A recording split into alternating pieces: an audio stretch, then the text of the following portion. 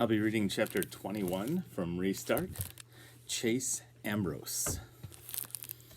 It should be familiar to me, sitting on the chairs outside Dr. Fritz Wallace's office with Aaron and Bear, waiting for the axe to fall. Aaron assures me that our butt prints are permanently etched into the seats. I don't remember any of that, but it's an accepted fact that the three of us have spent a lot of time here. Now, I just want to stop for a second. I remember where we were. There was that whole band room incident where Brendan was trying to be a one-man band, and then it looked like Chase came in and hit either, did he hit Brendan or did he hit, I think he hit Joel with the fire extinguisher in the face.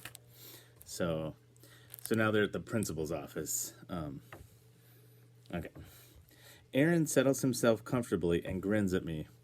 There's no place like home. I'm not in the mood to grin back. Are you both crazy?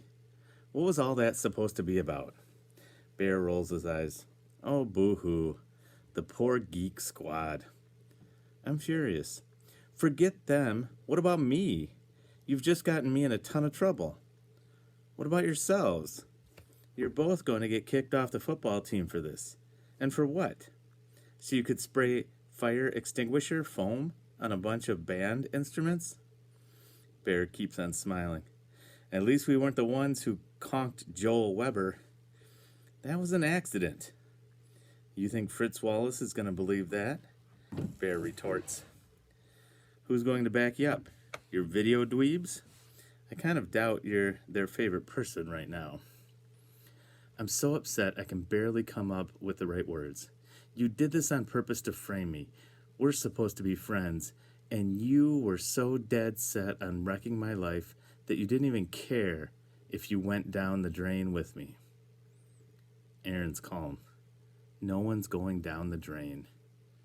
Are you delusional or just stupid? With our reputation, they're going to throw the kitchen sink at us. Community service is something we can only dream about now. We're going to get expelled. And we'd better pray Fritz Wallace isn't on the phone with the cops right now. Relax, says Aaron in an undertone. First off, we are friends. And we're not going to let anything bad happen to you. Just stick with us, agree with everything I say, and we've got this. You are delusional, I hiss. How could there be any way to explain that train wreck in the music room? When the door to the inner office opens, the knob makes a snap like a gunshot. Then Dr. Fritz Wallace is upon us, his rage all the more terrible because it's ice cold. Honestly, I can't say I blame him. I'm not thrilled about being in trouble, but if any situation ever justified a principal losing it on 3 students, it's this one. He ushers us inside and sits himself while we stand in front of his desk. Well, it's the 3 of you again. I was hoping... He looks at me and shakes his head sadly. All right, let's hear it. Knowing full well it's not going to get me anywhere, I'm about to protest my innocence when Aaron speaks up. I know it looks bad, but we didn't do anything wrong. Bear and I were walking past the band room and saw smoke coming out from the door. So we grabbed fire extinguishers and ran inside spraying. They were shooting some kind of video and they had a million lights plugged in. Something must have shorted out and caused a fire. Chase heard the yelling and came in to help us. But the video kids attacked us because their project was getting ruined. And somehow Joel Weber hit his head on one of the extinguishers. The principal frowns. That's not how the students on the scene described it. Bear shakes his head, understandingly. Don't be too hard on them, Dr. Fritz Wallace. They were probably just scared of getting in trouble for starting the fire. The frown deepens. None of my teachers smelled smoke. Aaron sighs with relief. Good. We got it in time. Dr. Fritz Wallace shifts his gaze from the two of them to me. And that's what happened? This is it. Time for me to shoot down Aaron's ridiculous lie and speak up for my own innocence. Sure, Dr. Fritz Wallace will never believe I was framed, but at least I have the satisfaction of throwing those two guys under the bus, even if I have to go with them. Well, the principal prompts. To my astonishment, the anger is completely gone from his expression. He's waiting for my answer, and I think I know what he's hoping to hear. He's rooting for me to go along with Aaron and Bear. Why would a principal want to let 3 delinquents like us off the hook after such a huge incident? I take an educated guess. It's probably a major hassle to come down hard on students the way he'd have to throw the book at Aaron, Bear, and me. 3 sets of unhappy parents, triple the paperwork, school board meetings, maybe court cases, everything in triplicate. And my eyes find the photograph on the wall. The 2 state championship pictures, my dad and me. Losing Aaron and Bear would be a blow to the Hurricanes, and it would definitely shut down any possibility of me coming back. So I mumble, yeah, excuse me? It should be an easy thing to say, but each word sits on my tongue like poison. Yeah, what Aaron said is the way it happened. Fritz Wallace looks almost relieved, and I know I've picked the right answer. Aaron and Bear are both smiling, although they're working hard to keep the celebration inside. They've gotten away with it, and so have I. We're not totally off the hook.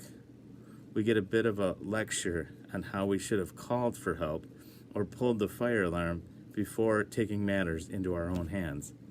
He tells us we need to be less impulsive and not so rough with our fellow students. Also, we're not allowed to leave on our own. He calls our parents and they have to pick us up.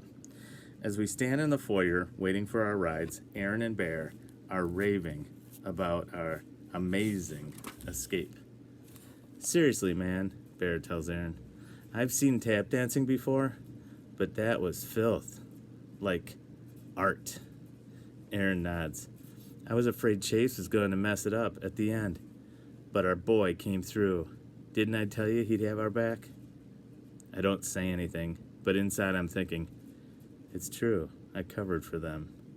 I saw a way to save my own butt, and I took it. And in the process, I wrapped myself in their phony story and got drawn back into my old life. So, this is what it was like. Make trouble, lie, repeat. Luckily, those guys are so busy congratulating themselves that they don't notice I'm not adding much to the conversation. Bear gets picked up first, then Aaron. I'm just reflecting that Mom's not going to be thrilled about having to leave work early and come and get me over this when the Ambrose electric truck rattles along the drive. Not Mom, Dad. He's beaming at me like I'm here to present him with a big check from the state lottery. I climb into the passenger seat. What? He reaches over and playfully punches my shoulder. Fritz Wallace told me everything. And I read between the lines. Way to go, champ. It wasn't great, Dad. He laughs. You think that's the first time I've ever gotten a call like that about you, Aaron and Bear? It's never great, but you got away with it. That's pretty great. I almost say, not really, but that wouldn't be true. I could easily have buried under a mudslide of pain right now, and I'm not. I can't regret that. What I regret is the way I got so free and clear.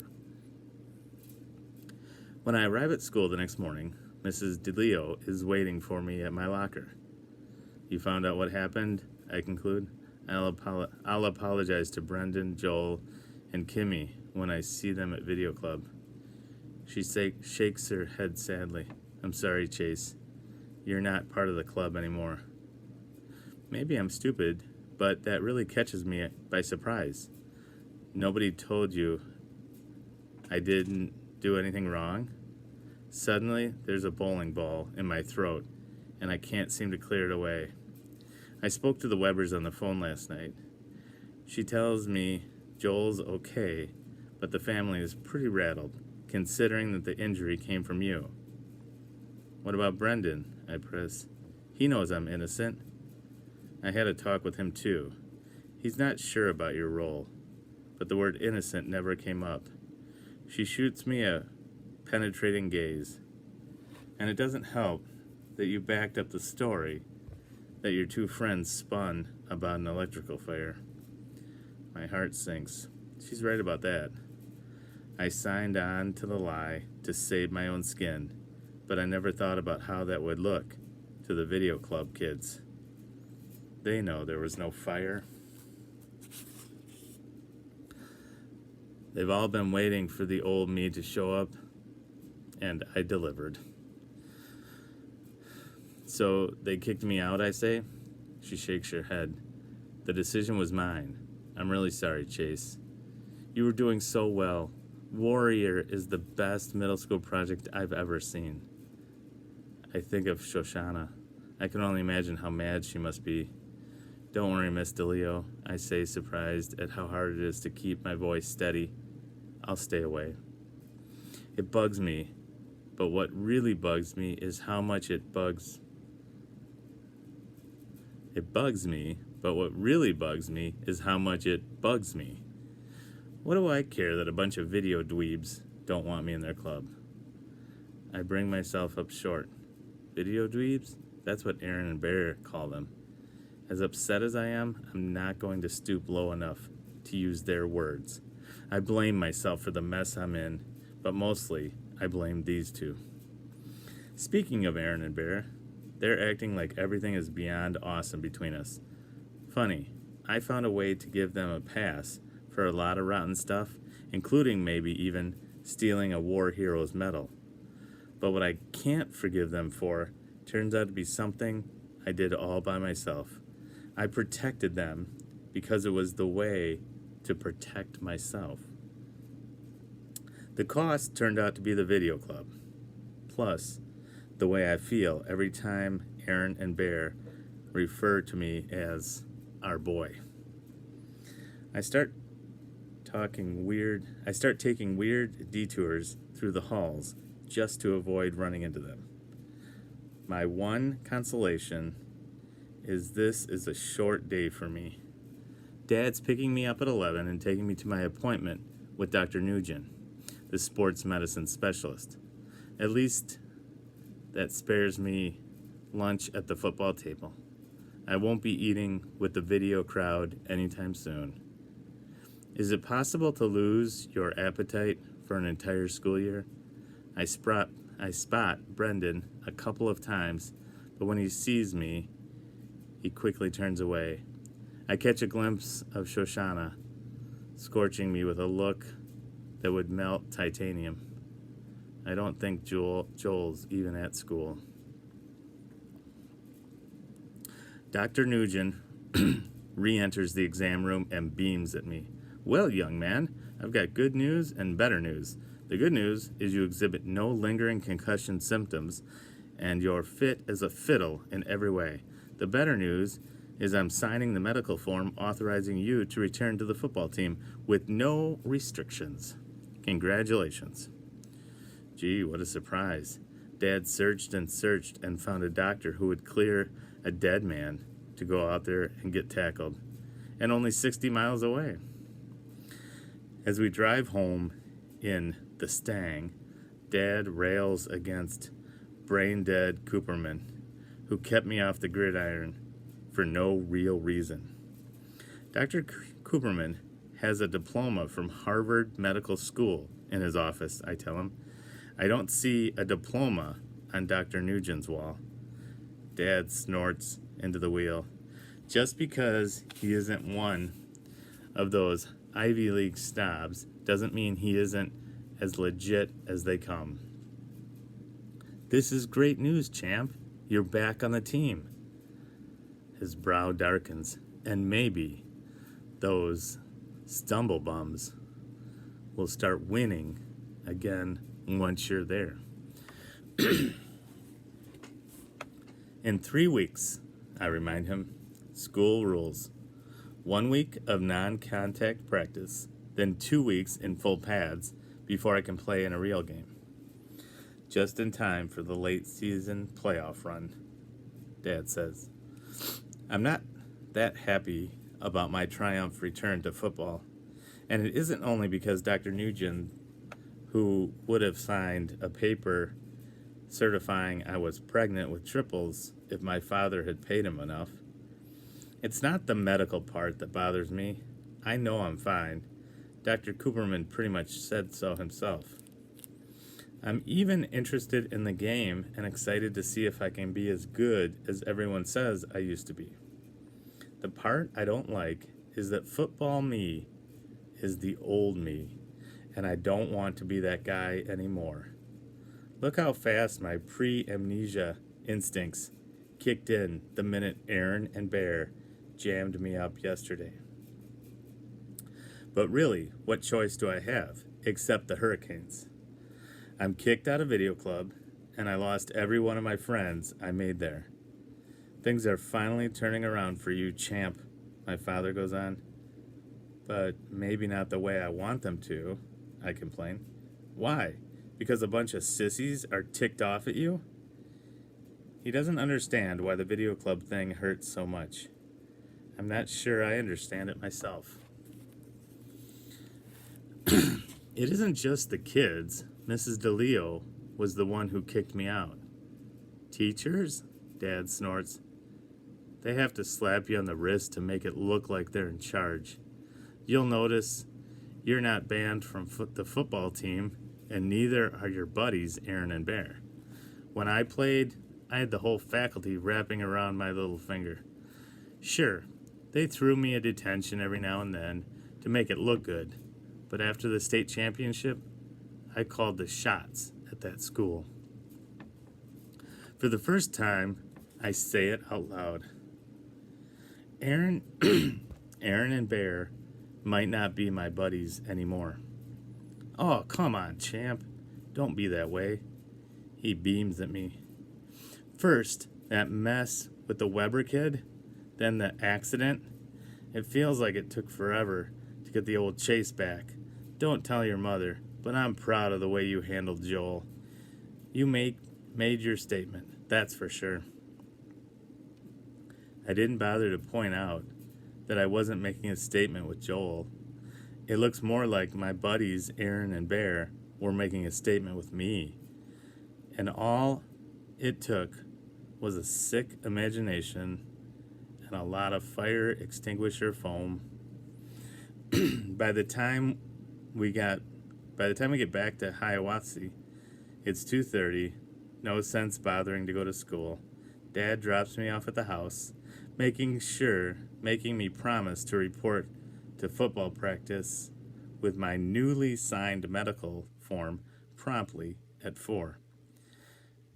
And I will, not because I want to, but because I'm too depressed to resist. Unhappiness sucks all the energy out of a guy. Upstairs in my room, I gaze out the window at the shingles of the sloping roof.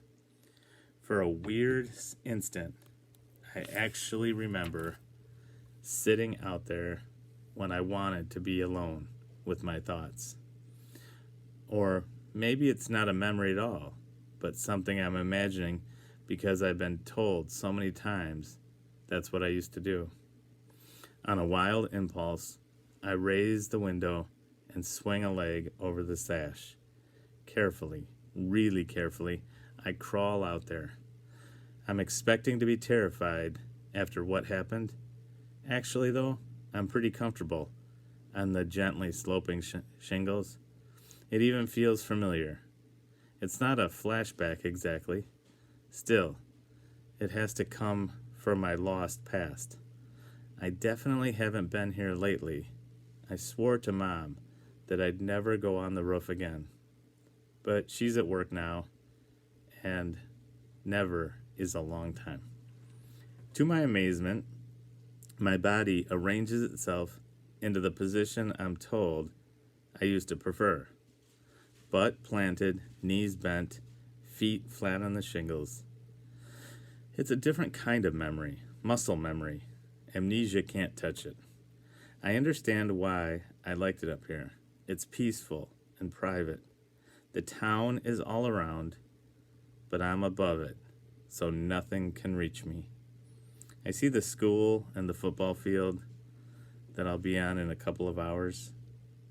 Not far away, toward downtown, is the Portland Street residence where Mr. Soloway lives.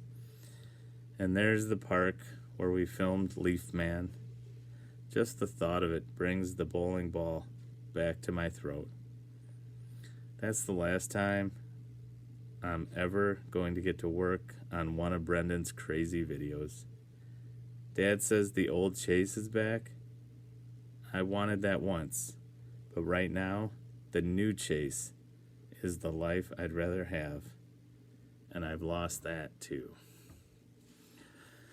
So this chapter is one of the most frustrating chapters for me in the book, because I just loved the new Chase, his character, how he had changed, how he had made a difference.